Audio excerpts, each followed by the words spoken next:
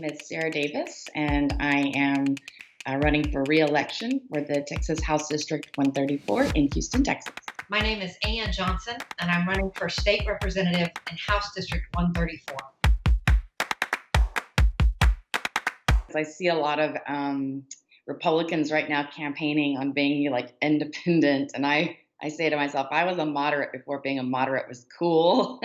We sent a so-named moderate Republican into the Republican majority for a decade, hoping that having her there could stop Governor Abbott and Lieutenant Governor Dehn from doing their worst. But it didn't work. I mean, I had the governor of my own party spend more than $250,000 against me just 2 years ago trying to get me out of office. She actually gutted public education by $5.3 billion. That was 10 years ago. And over the last, 4 sessions since, we've steadily increased public education funding. She has proven the point that her decade's presence has failed to change the Republican majority and extremism. The one way you change it is to flip this seat from Republican to Democrat and take the Texas House. Voters are telling me they are ready to flip the Texas House. I'm an optimist, so I'm going to say no, I don't think they're going to flip the House. After 4 years of Donald Trump, they are tired of the division. They are tired of the scorched earth politics, partisanship at every extreme. If you have a House controlled by the D's and a Senate controlled by the R's, so we were just going to be deadlocked like we see in Washington, D.C. People are fed up. And I believe very strongly that they see this moment as a fork in the road, a tipping point where we can come together and start making decisions that are community-based and good for one another. But all Republicans should be concerned about a blue wave and not take any votes for granted.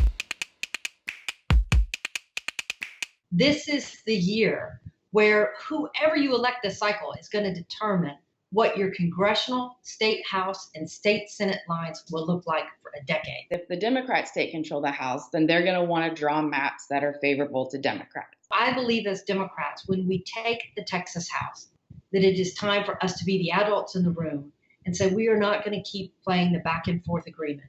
And then the Senate, controlled by the Republicans, are going to want to draw maps that are favorable to Republicans. And so those maps will not match.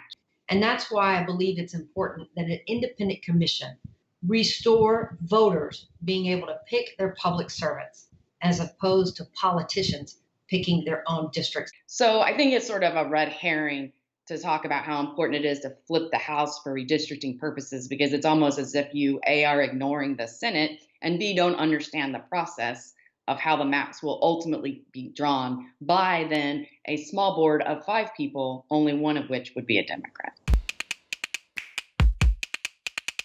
I was very happy that the legislature absolutely prioritized funding for disaster. I believe we appropriated more than $2 billion.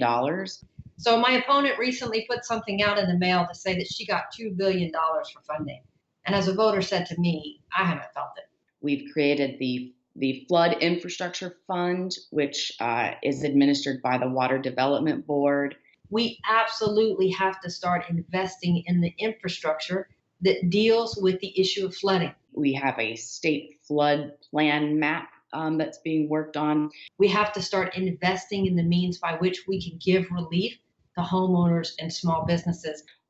Obviously those projects take time. They don't happen overnight. And the rules and developing those rules to administer the grants and loans are something that are still being finalized. You have a pet dog. We've seen pictures on Facebook. I have 3 dogs. You have a Yorkie named Barrett, right? Yes. Okay, we've seen pictures on Twitter. Would it be possible? Could we meet him? They're coming. Puppies! Barrett. This is Bird. Aw. Can you see him? Yes. Oh my goodness. Look at that face. When I want them on camera, they won't come over. He's got like this head of a Yorkie, but then a body that looks like it was put together by a committee. Say hi. Would you say spending more time with him has been a silver lining for this time? Yes. I mean, I have enjoyed it. But he's also pretty demanding.